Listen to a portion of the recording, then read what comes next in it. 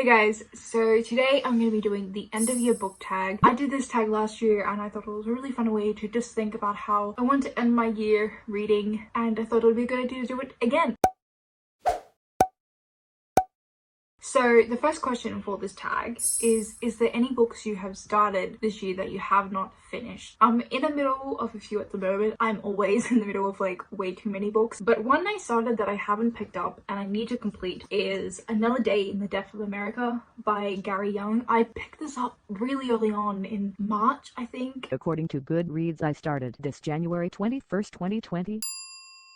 And I got halfway through and put it down. So I have read that much and I still have that much to go. The reason I put this down wasn't because I wasn't liking this book, it's just very heavy content wise. The author of this book is a reporter, and what he did was he picked one random day. So the day he picked was November 23rd, 2013, and on that day he looks at all the cases where lives have been lost due to gun violence in America, and he chose 10 cases that are about children who've lost their lives. The youngest is I think 9 or 8 and the oldest is about 18. And he looks at those cases and circumstances and what happened in those cases. It is going to be easy to pick up because each part of the book is broken up case by case. It's not like a linear story where I'll have to go back to the beginning to make complete sense of it overall. I did like what I read of this. I thought it was very educational. As someone who's Australian and gun violence is so foreign to me, so to read this book, it was very scary because it's very far from my reality, but I think it's also very educational. I thought it was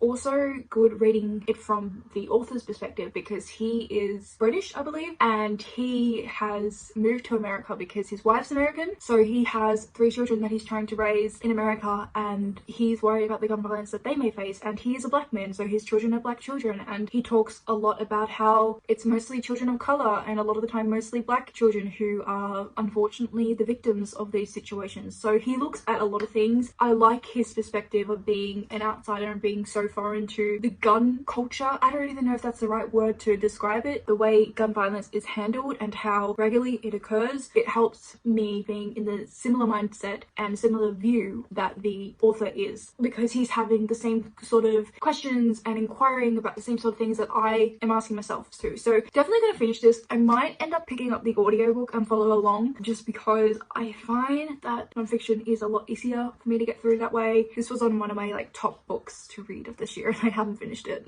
so it needs to happen. Now the next question is, do you have any autumnal books to transition into for the end of the year? I mean, it's spring here, not autumn, so not exactly. I do, with Halloween approaching, want to try and read more horror kind of books. I do plan to read some soon, and even though it's not seasonally appropriate here, I guess I'm still going to do it for just the Halloween season and join in on what everyone else is reading online. I guess the one particular book I want to read is My Best Friend's Exorcism, which is something I already own, and I want to find some more underrated horror books. The third question for this tag is there a new release that you are waiting for? I don't know if you've heard of it, but The Burning God.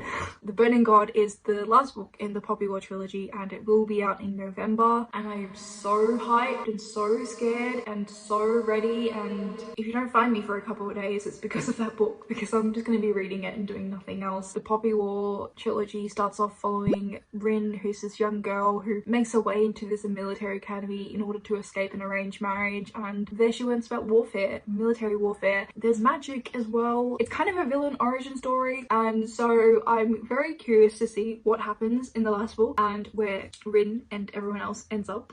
The next question is, what are 3 books that you are hoping to read before the end of the year? Oh my god, only 3?